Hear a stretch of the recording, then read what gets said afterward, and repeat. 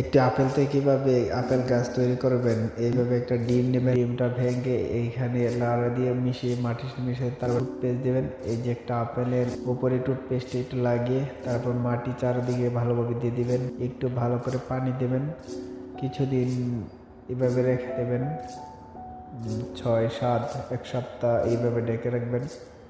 কিছুদিন পরে এসে 19 দিন পরে এসে দেখবেন এটাতে চারা। এই যে আলগে দিব দেখি কি অবস্থা।